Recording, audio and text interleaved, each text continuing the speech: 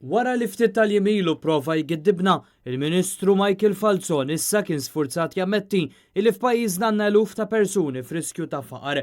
Ġimgħa wara, l-istatistika tal-Unjoni Ewropea wriet li f'Malta għandna 90,000 persuna f'riskju ta' faqar jew esklużjoni soċjali.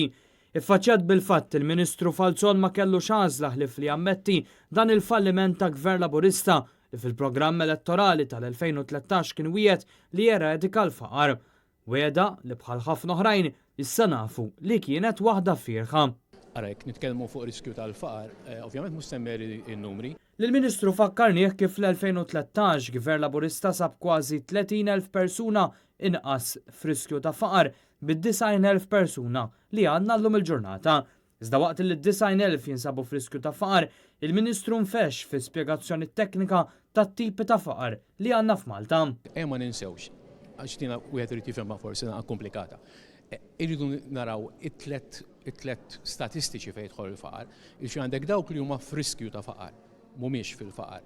Għandek dawk li huma materjalment deprivati, tajjeb, fejn inti allura ma tistax tagħmel iktar minn sa tliet hemm kejl ta' disa sa tlieta ma tkunx qed tissodisfahom, u għandek is-severe material deprivation.